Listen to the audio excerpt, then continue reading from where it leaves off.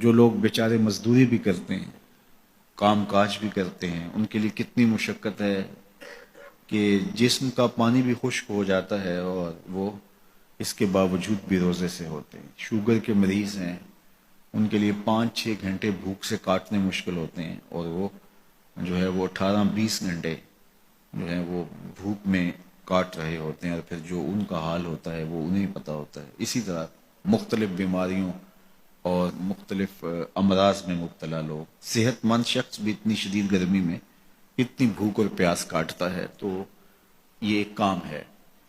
تو یہ کیوں کیا جاتا ہے، اس کا مقصد کیا ہے؟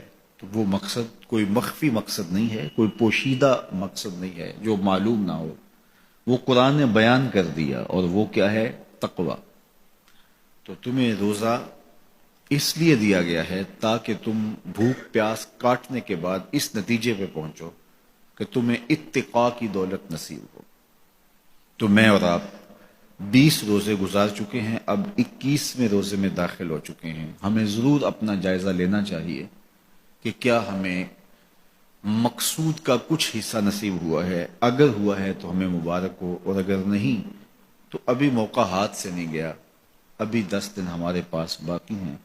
تو بھرپور محنت کر کے، مشقت کر کے اپنے آپ کو اس منزل تک لے جانا چاہیں۔ بعض کا تو ایسا ہوتا ہے کہ برتن کے پیندے میں سوراخ ہوتا ہے، اور آپ اوپر سے پانی ڈالتے رہتے اور نیچے سے وہ بہہ جاتا ہے، تو آپ سارا دن بھی اس کے اندر پانی ڈالتے رہیں تو اس میں جمع نہیں ہو پاتا، کیونکہ اس کا پیندہ جو ہے وہ سوراخ ہے۔ تو اگر ہم بھوک اور پیاس کاٹتے رہیں، کوئی نتیجہ نہ پیدا ہو رہا ہو، تو پھر ہمیں دیکھنا ہوگا کہ کہیں کوئی ایسا سقم تو نہیں ہے کہ جس سے ہمارا عمل جو ہے وہ پانی کی طرح بہہ رہا اور ضائع ہو رہا ہے، اور اندر کچھ بھی نہیں ٹھہر رہا۔ اور روزے میں اللہ تعالیٰ ہمیں ایک موقع دیتا ہے، ہم اپنے آپ پہ غور کریں۔ دیکھیے، میں اور آپ یہ کہتے ہیں کہ یہ جو اعمال بد ہیں یہ شیطان کی وجہ سے ہیں۔ شیطان ایک ایسا مکار، ایک ایسا زیرک، ایک ایسا چالاک دشمن ہے کہ جو ہمیں چاروں طرف سے حملہ آور ہو رہا ہے۔ یہ چمکھی لڑائی ہے شیطان کے ساتھ ہماری۔ اس نے کہا میں دائیں سے آؤں گا، بائیں سے آؤں گا، آگے سے آؤں گا، پیچھے سے آؤں گا، وہ کسی نہ کسی طریقے سے آتا ہے۔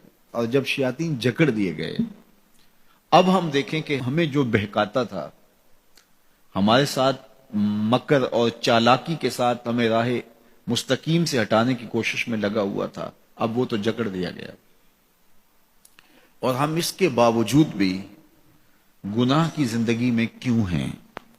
یہ میرے لیے اور آپ کے لیے ایک سوچنے کی بات ہے کہ جو چیز ہمارے بہکاوے کا سبب تھی وہ تو اب نہیں رہی، وہ تو جکڑ دی گئی، اور یہ پکی اور طے شدہ بات ہے کہ وہ واقعتاً جکڑ دیا گیا۔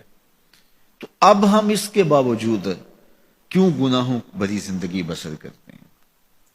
تو ایک ہمارے لیے یہ سوچنے کا موقع ہے، کیا شیطان کی مسلسل صحبت کے نتیجے میں کہیں ہم خود ہی شیطان صفت تو نہیں ہو گئے کہ شیطان بند بھی گیا ہے، اور اس کے باوجود اگر ہم کسی کو دکھ دے رہے ہیں، اس کے باوجود ہم کسی کی غیبت کر رہے ہیں، اس کے باوجود ہم کسی پہ ظلم کر رہے ہیں، اس کے باوجود اگر ہم رزق حلال کی بجائے رزق حرام اکٹھا کر رہے ہیں، تو پھر ہمیں دیکھنا ہوگا کہ کہیں ایسا تو نہیں ہے کہ شیطان کی مسلسل صحبت کی وجہ سے اس کی صفتیں ہمارے اندر تو پیدا نہیں ہوگی، اس نے ہمیں اپنے رنگ کے اندر رنگ تو نہیں دیا۔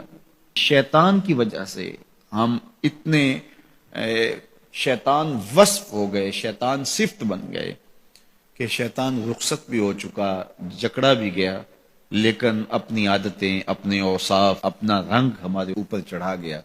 ہم جہاں تھے اور وہیں کے وہیں کھڑے ہیں، اور ماہ سیام ہر سال آتا ہے اور گزر جاتا ہے، اور ہم جہاں ہوتے ہیں پھر وہیں کے وہیں ہوتے ہیں۔ بہت سارے لوگ جو ہیں وہ تو 5 گانہ نماز بھی پڑھنے لگ جاتے ہیں، لیکن رمضان المبارک کے بعد عید کے دن بھی فجر کی نماز چھوڑ دیتے ہیں، اور پھر اس کے بعد نمازوں کا تسلسل۔ تو اس کی مثال بیان فرمائی کہ اس خاتون کی طرح جو سارا دن سوت کاٹتی تھی اور شام کو اپنے ہاتھ سے اس کاتے ہوئے سوت کو توڑ دیتی تھی۔ تو قرآن نے کہا تم اس عورت کی طرح نہ ہو جاؤ جو اپنے ہاتھ سے کاٹتی ہے اور پھر شام کو اس کو توڑ کے ریزہ ریزہ کر دیتی ہے. تو جو بھی نصیب ہو، تھوڑا نصیب ہو، لیکن اگر پیندے میں سوراخ نہیں ہے تو ایک ایک قطرہ بھی روز پڑے گا تو ایک دن برتن بھر جائے گا. اور پیندے میں اگر سوراخ ہے تو جتنا مرضی ڈالتے رہو گے ایک قطرہ بھی اس کے اندر نہیں روک پائے گا. تو سب سے پہلے ہمیں اپنے آپ کو محفوظ کرنا ہوگا، وہ برائی کے راستے بند کرنے ہوں گے، اور اپنے من کی صفائی اور ستھرائی کے لیے کوشاں ہونا پڑے گا. تو یہ رمضان ہمیں سکھاتا ہے، ماہ